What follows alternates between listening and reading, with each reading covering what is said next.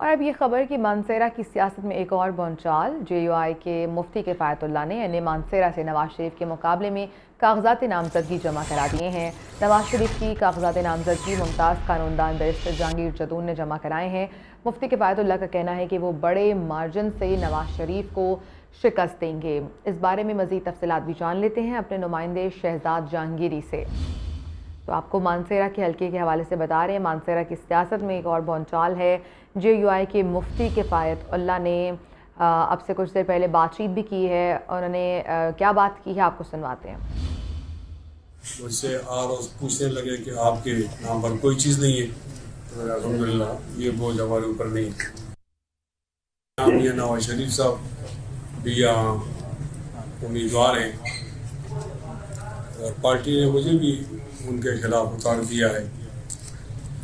اگر ہمارا مقابلہ ہوا تو یہ ایک ریکارڈ ہوگا کہ پاکستان کا ایک سیاستدان جو انتہائی غریب ترین ہے وہ ایک امیر ترین سیاستدان کا مقابلہ کرے گا۔ یہ فخر حاصل ہے کہ ہم نے سیاست کے اندر پیسہ نہیں کمایا۔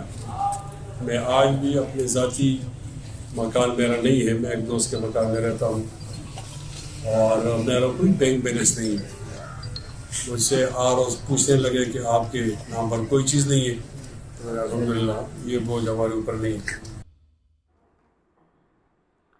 مفتی کفایت اللہ کی گفتگو آپ نے سنی، اور انہوں نے جو گفتگو کی انہوں نے کہا کہ ایک امیر کا مقابلہ ایک غریب شخص سے ہوگا۔ جب مجھ سے پوچھا گیا کہ آپ کے نام کیا جائیدادیں ہیں تو انہوں نے کہا کہ یہ بوجھ میرے اوپر نہیں ہے، اور یہ PDM کی اتحادی جماعتوں میں سے جماعت ہے JUI سے تعلق ہے مفتی کفایت اللہ کا، اور اب وہ نواز شریف کے اپوزٹ الیکشن لڑیں گے مانسیرا سے، اور وہ یہ دعویٰ کر رہے ہیں کہ وہ نواز شریف کو بڑے مارجن سے ہرائیں گے۔ NA-15 سے کاغذات نامزدگی انہوں نے جمع کرا دیے ہیں۔ اسی حلقے سے بیرسٹر جہانگیر جدون نے نواز شریف کے کاغذات نامزدگی بھی جمع کروائے ہیں، اور اب نواز شریف کے اپوزٹ ہوں گے مفتی کفایت اللہ۔ انہوں نے کہا کہ میری پارٹی نے ایک امیر ترین امیدوار کے مقابلے میں مجھے اتارا ہے۔ مفتی کفایت اللہ نے گفتگو بھی کی ہے۔ انہوں نے کہا کہ میں غریب شخص ہوں لیکن نواز شریف کو بڑے مارجن سے شکست دوں گا۔ اسی پر بات کرنے کے لیے ہمارے ساتھ لائن پر موجود ہے مفتی کفایت اللہ صاحب۔ السلام علیکم مفتی کفایت اللہ صاحب، بہت بہت شکریہ آپ کے وقت کے لیے۔ مفتی صاحب، ابھی آپ کی جو گفتگو تھی کہ میرا مقابلہ ایک امیر شخص سے ہے، ایک امیر کا مقابلہ غریب شخص سے ہے، وہ ہم نے اپنے ناظرین کو بھی سنوائی، تو ایسا کیا ہوا؟ PDM کی جماعتیں تھیں، اتحادی جماعت تھی JUI، ایسا کیا ہوا کہ اب نواز شریف کے اگینسٹ آپ کو کھڑا کری آپ کی پارٹی؟ بسم اللہ الرحمن الرحیم۔ PDM کی جماعتوں میں انتخابی اتحاد تو نہیں تھا نا، اور نہیں ہے، تو ان کے درمیان عمران خان کے خلاف ایک اتحاد تھا اور وہ تو مکمل ہو گیا ہے۔ اب ہر ایک جماعت اپنے جھنڈے اور ایجنڈے کے ساتھ اترے گی عوام میں، تو ظاہر ہے ہماری الگ شناخت ہے، ان کی الگ شناخت ہے۔ تو یہ بات معلوم ہوئی ہے کہ NA-15 مانسیرا 2 جہاں سے میں نے 2018 کے اندر الحمدللہ 55-56 ہزار ووٹ لیے تھے، اس سے میاں صاحب آ رہے ہیں، تو مجھے بھی جماعت نے ٹکٹ دیا ہے۔ تو میں نے جب کاغذات نامزدگی داخل کیے ہیں تو اس وقت میں نے ایک بات کی وضاحت کی تھی کہ ہم سیاست کو عبادت سمجھتے ہیں اور اس کو پیسہ کمانے کا ذریعہ نہیں بناتے، تو اس لیے میں غربت میں سیاست کر رہا ہوں۔ تو میں نے وہاں مینشن کیا تھا کہ میرے پاس ذاتی مکان بھی نہیں ہے، نہ اپنی گاڑی ہے، میں دوستوں کی گاڑیوں میں اور دوستوں کے مکان میں رہتا ہوں۔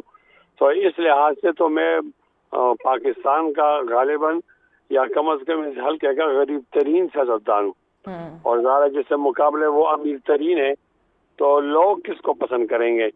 لوگوں کے پاس چانس ہوگا کہ وہ غربت کی سیاست کو پسند کرتے ہیں یا پیسوں کو بنیاد بنا کر جو لوگ سیاست کرتے ہیں۔ تو اس کا تو میں نے اعلان کیا ہے اور میں نے کاغذ بھی داخل کیے ہیں۔ تو اگر ہمارا مفتی صاحب، آپ نے بتایا 2018 میں آپ کو بڑے ہزاروں ووٹ ملے، تو اب 2018 کا سینیریو تو نہیں ہے، اب 2024 میں بالکل چیزیں بدل چکی ہیں۔ ابھی آپ کو کیا لگ رہا ہے کہ کیا آپ کا منشور ہوگا پارٹی کا، اور مانسیرا کے عوام کا دل کس طرح سے جیتیں گے آپ؟ دیکھیں، میری شناخت میری پارٹی کی شناخت تو معلوم ہے نا۔ بالکل، ہم ایمانداری سے پہچانے جاتے ہیں، ہم دیانتداری سے پہچانے جاتے ہیں، ہم پر چوری کا کوئی الزام نہیں ہے، قوم کے مال کا جیب میں ڈالنے کا یہ بوجھ ہم پہ نہیں ہے، اور پھر آپ کو پتہ ہے کہ ہم حق بات کرتے ہیں، اس کے لیے ہم پابند سلاسل بھی ہوتے ہیں۔ تو یہ تمام چیزیں ہیں نا، تو الگ الگ موقف تو موجود ہے نا. وہ لوگ سمجھتے ہیں، آپ سے مجھ سے زیادہ سمجھتے ہیں کہ کون کمپرومائزڈ ہے، کون ان کمپرومائزڈ ہے، کون لاڈلا ہے، کون لاڈلا نہیں ہے. یہ ساری باتیں لوگ سمجھتے ہیں نا. جب یہ سمجھتے ہیں تو لوگوں کو کھلا چھوڑ دیا جائے تاکہ وہ اپنا انتخاب درست طریقے سے کر لیں. ان کا طرز سیاست بھی لوگوں کو معلوم ہے، اور ہماری جو طرز ہے لیکن وہ بھی لوگوں کو معلوم ہے. مفتی صاحب سالوں بعد نواز شریف صاحب واپس آئے ہیں، یہ آپ لوگ ہی لاڈلا کہہ رہے ہیں ان کو، تو جب لاڈلا بھی کہہ رہے ہیں تو آپ پر امید ہیں کہ لاڈلا پن نہیں دکھایا جائے گا اور آپ کہہ رہے ہیں کہ بڑے مارجن سے میں ہراؤں گا؟ تو ظاہر ہے لوگوں میں غم و غصہ تو پایا جاتا ہے نا. لوگ تو کس کے خلاف؟ لوگ تو مختلف حالات سے گزرے ہیں نا، تو اب لوگوں میں غم و غصہ تو پایا جاتا ہے. تو ہو سکتا ہے وہ میری محبت کے اندر بھی ووٹ دیں، لیکن زیادہ ووٹ تو ہمیں اس سے ملیں گے کہ ہم ایک سمپل ہوں گے اس غیظ و غفرت کو جمع کرنے اور حاصل کرنے میں. لیکن مفتی صاحب ایک وہ بھی حلقہ ہے جو نواز شریف کو چوتھی بار وزیر اعظم دیکھنا چاہتا ہے، اور انہیں لگ رہا ہے کہ انہوں نے پہلے بھی جو مسائل ملک کے حل کیے تھے وہ ایک دفعہ دوبارہ کریں گے. تو آپ کو نہیں لگتا کہ بڑا مشکل ہو جائے گا، بڑا چیلنجنگ ہو جائے گا اس حلقے سے جیتنا، اور تھوڑی زیادہ محنت کرنی پڑے گی آپ کو؟ میں ان تمام باتوں پہ تبصرہ تو نہیں کر سکتا. اتنا کہہ سکتا ہوں کہ اگر میرے مقابلے میں مسلم لیگ کا عام امیدوار ہوگا تو میرے لیے کمپین چلانا نسبتاً مشکل ہو جائے گا، اور اگر میاں صاحب ہوں گے تو میرے لیے کمپین چلانا آسان ہو جائے گا. اچھا، بہت بڑی بات کہہ رہے ہیں آپ مفتی صاحب، یعنی نواز شریف کے اگینسٹ کیمپین چلانا بہت آسان ہے آپ کے لیے. تو ذرا سمجھو نا اشارہ کے نام میں کیا بتا رہا ہوں. میں سمجھ گیا آپ کی بات. بہت بہت شکریہ. مفتی کفایت اللہ صاحب ہمارے ساتھ موجود تھے. وی وش یو گڈ لک، اور ہماری نیک تمنائیں آپ کے ساتھ ہیں. بہت بہت شکریہ.